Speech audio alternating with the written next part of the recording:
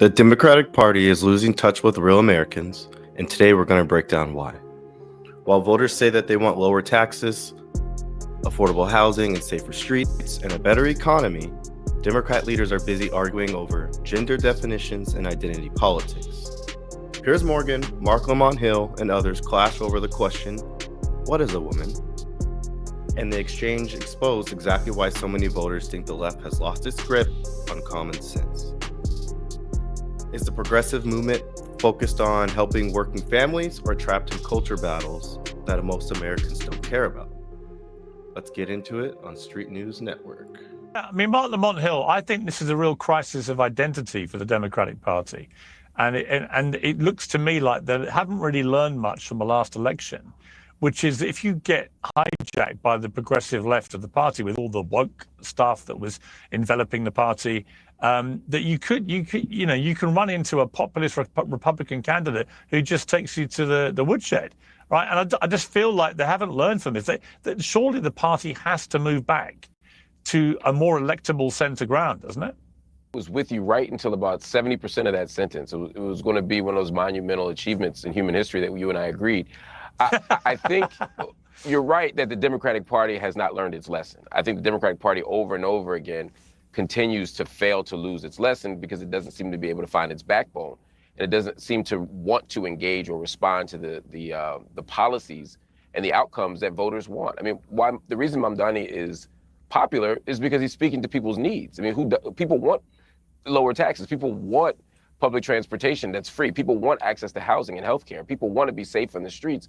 And we can have disagreements about certain pieces of Mamdani's politics. That's fine. Everyone can have those agreements or disagreements. I tend to agree with him. But ultimately, he's speaking to the voters' needs. What the Democrats keep doing, particularly on national elections, is say, hey, we're going to try to out-Republican the Republicans. Kamala Harris went on the national stage and she's bringing on Republicans with her. She's not moving beyond Biden or Trump's position on Israel-Palestine, which became a huge wedge issue for her when she was running. When we talk about immigration, when we talk about offshore drilling, I could name 5 issues, fracking, more specifically. We could name multiple things that she just wasn't sufficiently distinguishable from the Republican alternative. And that's what didn't make voters excited to come out and vote for her, along with all the other stuff. I also think she just couldn't articulate that, though. That's the thing. And she didn't even try. And people said that she's had this really good campaign, but she wasn't even able to lay out her policies that would have been different from Joe Biden. And I think that is what has also really hurt her. Plus that ad that went out that said Kamala is for they, them, and Trump is for you. I feel like during that time, a lot of people were starting to push back against woke. I mean, they have been for a while, but during the election, it was a point a lot of politicians tried to make. I absolutely think that they need to learn their lesson. The Republicans learned the lesson over a decade ago. Remember when the Republicans kept getting shellacked and Bobby Jindal did the autopsy of the Republican Party. And the thing the Republicans start to learn is they need to speak to their voters. They need to speak to the base of their voters. They need to stop backing down. That's what I'd like to see from Democrats. And as far as the Kamala Harris choice, I disagree wholeheartedly. I know some people pretty close to her. I haven't spoken to her directly, but I think she's absolutely considering running. And my fear is not that she'll get nominated. I actually don't think she'll win the nomination. But my fear is that the person who does won't be that different. If Gavin Newsom runs, he's more popular. He's more charming to some people. He's more handsome to some people, but he's the same candidate in different wrapping. We need a progressive, a real progressive. If I can add too, Piers, Brian, you had mentioned sure. the progressive left and all the woke stuff. Think about who the candidates are that have been relentlessly focused, to Mark's point, on issues that impact regular voters. Bernie Sanders, the farthest left politician that we have in America, also the most popular politician that we have in America, also the one who is so focused not on woke issues, but on issues that impact regular Americans, on economic issues. AOC is the same way. Mamdani ran this whole campaign focused on the rent and focused on free buses and making sure that people can afford to eat. So there's this weird conflation where just because someone is progressive, that you just assume that they're these just bastions of wokeness, but in fact, the most progressive candidates, the people who identify as democratic socialists, those are the ones who are focused on issues that actually impact real Americans, largely economic issues. And in fact, it is yeah, but if the you Republican but I would candidate, say it's the I would say if Republicans you are, in office who are more focused on identity politics. Yeah, but Brian, okay, but if you asked AOC, for example, what is a woman, we all know she'd struggle to answer, right? This is the problem, right? She would be very, very wary No, she wouldn't. of articulating that a woman is an adult female, right? Because I think AOC, I mean, they'll just cop out and say that a woman is anyone who identifies as a woman. And that's not a solid definition. It's just saying, well, yeah, what my belief that's not based on reality is really the truth. That's what they want us to believe. this is where the problem. I think AOC would have no problem. I think people love creating. She would struggle. Correct. Okay, how about What would she say? Mamdani? What Mamdani would her tweeted answer out be? in defense of The only queer struggle would liberation. be arriving at a common point of definition between her and transphobic people who refuse to accept trans people as people and trans women as women and trans men as men. Yeah, but this is There's why. no Yeah, but yeah, confusion but about hang on, biology, Mark. there's no confusion Hang on, about social constructs. We're Mark. just But using Mark, different definitions here. This is where you're so wrong, and I'll explain why. You know, Kamala Harris, if you remember in the last election, in the run-up to the election day, the most successful ad in modern American political history, the New York Times said afterwards, was the 30-second ad about Kamala Harris and the trans issues, ending with Kamala's for they, them, Donald Trump is few. They reckon it moved the needle by 3 points. And yet at the same time, many on the Democratic side were saying, this woke stuff, nobody cares, it's irrelevant, it doesn't cut through, it's all just right-wing hysteria. And I was sitting there in the middle going, no, it does cut through. It does cut through. If you're like a mum with kids in sport, in women's sport, in middle America, you absolutely care about this. And you want to have a candidate that can quite clearly tell you what a woman is. Now, I come back to this because to me it became a litmus test of where the left took things. If you can't articulate what a woman is without, as you say, I'm not, look at me, I'm not remotely transphobic. I think trans people exist. They have a right to exist. They have a right to fairness, equality, safety, like you and me. I want the same rights for them that everybody else gets. However, not at the expense of eroding women's rights. And that's why the definition of a woman is so crucially important, because it stops the unfairness and inequality and safety issues that come from when you allow trans women to say we're women and they start trampling on women's rights. That's why it's so important. As well as also in the prison system, putting biological men in the same cells as biological women because they claim they are a woman. I bet that goes well. It doesn't. I mean, we can go and find many other examples, especially the bathroom. Like that's one space that women will hope to be able to be there and not have to worry about someone messing with them. But they believe that trans women are real women.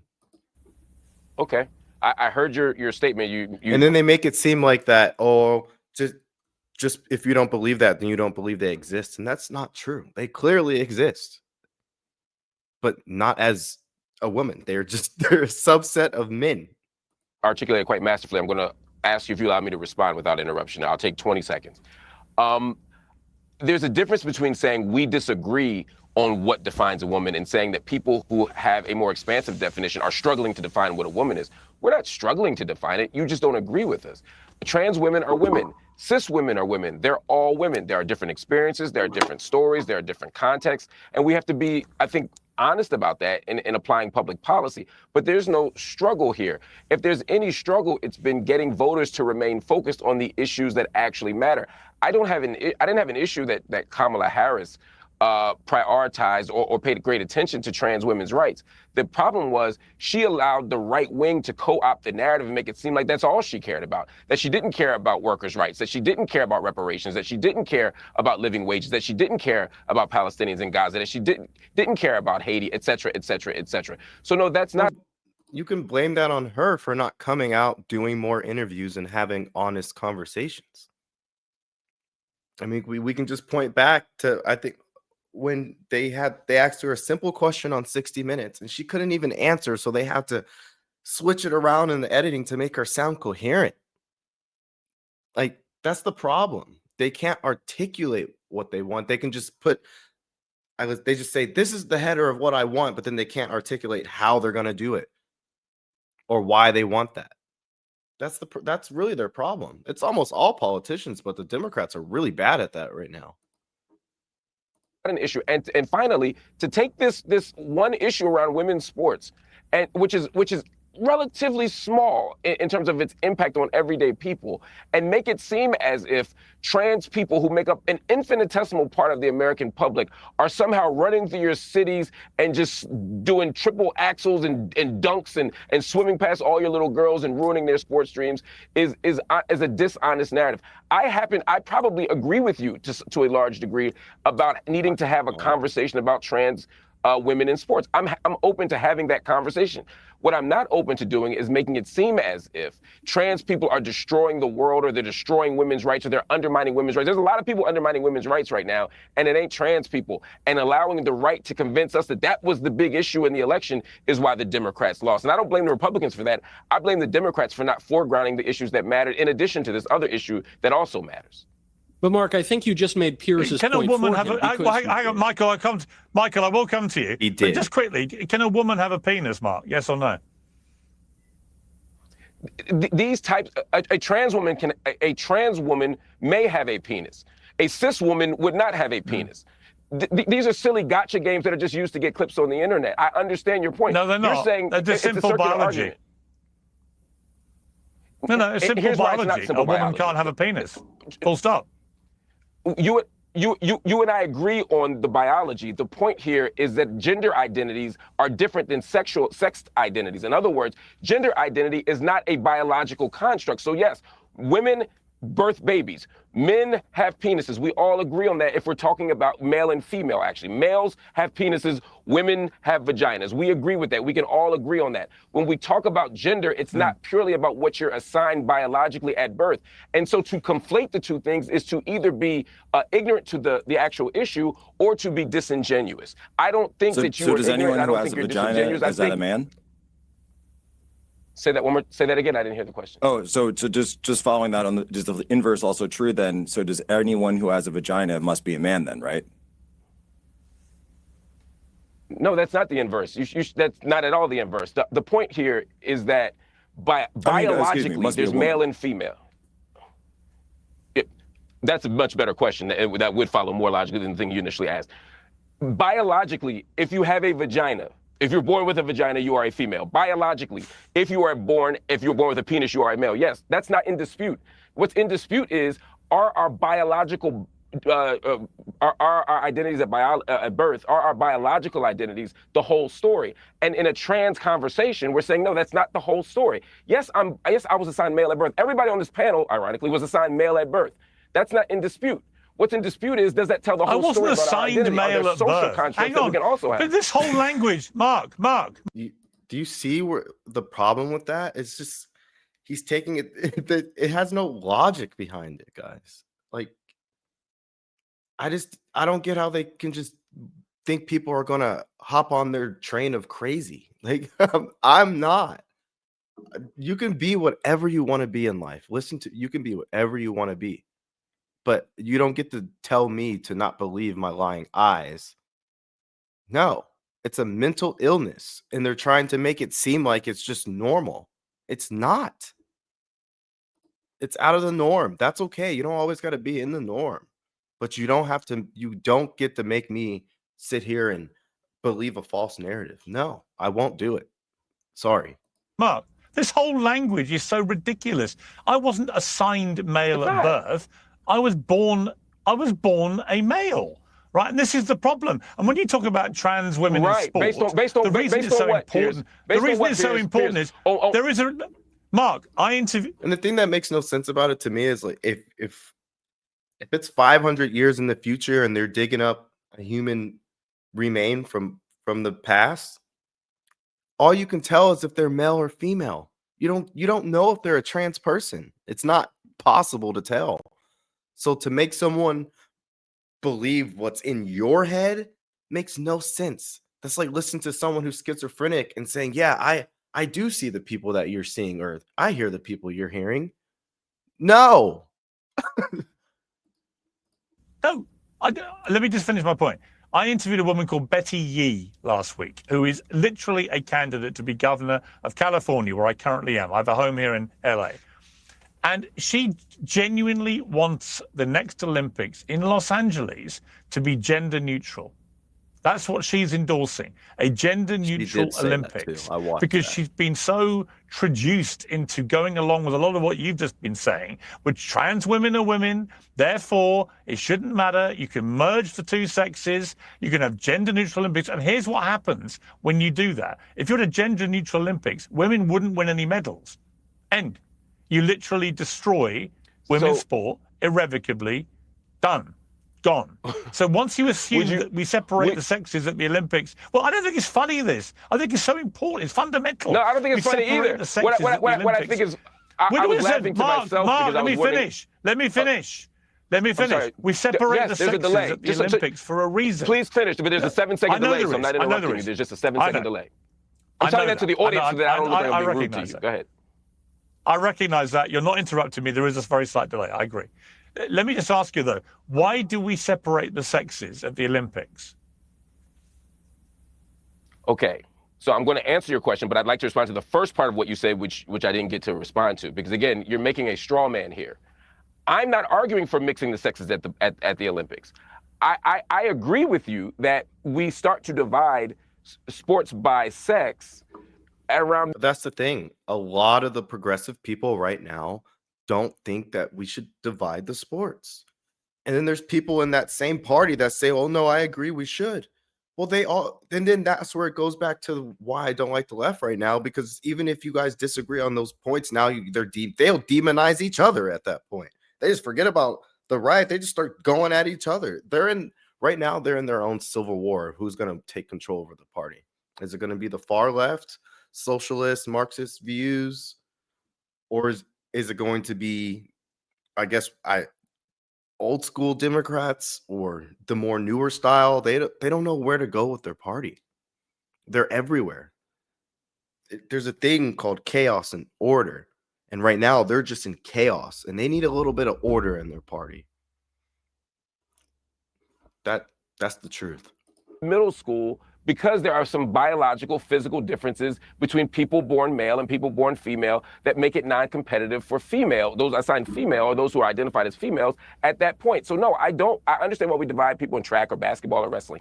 I'm not arguing for not doing that.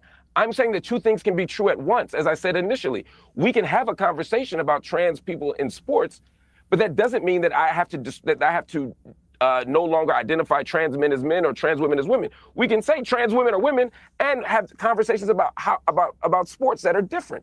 And you're conflating those two. And every time I dispute your point about gender versus sex, you make a straw man argument about women competing in like the triathlon, which I'm not making.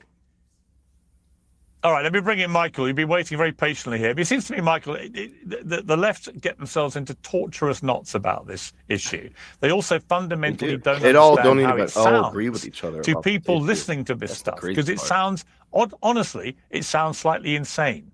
Because what Mark has just done is articulated perfectly that we separate the sexes in the Olympics because men have a physical advantage. But at the same time, he wants trans women to be actually acknowledged as actual women. Therefore, the argument should be they should be entitled to all the same rights as a woman. In other words, should be able to compete against women. This is the problem with it. Michael. Yeah. I think that Mark has just proven the broader political point, because to what Mark said, he said two things can be true at once, and that's true, but two opposing things cannot be true at once. That violates the law of non-contradiction, which we've known since at least Aristotle. So it cannot be the case. Mark's definition is that a woman is a person who identifies as a woman, but that's obviously a circular definition and therefore completely insufficient. That's not what I said. Or he'll say, hold on, let me just finish. That's not what I said. Or he'll say that no, but that's not my position. I just want to be clear that that's not my position. You're stating is my position. A woman can be biologically a woman, but for legal purposes, a man or something like that. And it's totally incoherent, and it obviously is not persuasive to voters. So getting back to the broader point that Piers opened up with, all he said was, look, if you asked AOC what a woman is, she would tie herself into knots answering. I think this panel, and Mark in particular, has just demonstrated that. And to your point, Brian, yes, I agree that Bernie is generally a non-woke leftist. And he's been very good, actually, on certain issues like immigration, because he's for reducing immigration to help workers' rights. However, I think Mamdani and AOC are manifestly woke, and I think you've just proven the point right here. If they cannot answer, as Ketanji Jackson, Supreme Court Justice, could not answer what a woman is, that's a good rule of thumb. They've gone woke, and it has really hurt them with voters. It hurt them on common sense issues in 2024. And the more schizophrenia they demonstrate on issues like that, the worse they're going to do in 28. With that, guys, I'm going to end it there. If you want to continue watching this debate, go over to Piers Morgan Uncensored. I linked it in the description. What do you guys think about, is it a litmus test for someone to be able to answer what is a woman? How do you feel about people who are transgender? I mean, for me, like I said, it's okay. They can live how they want. But when it comes to women's sports and women's locker rooms or just bathrooms, I don't think that's a good idea. But thank you guys for tuning in to another episode of Street News Network. Catch you on the next one.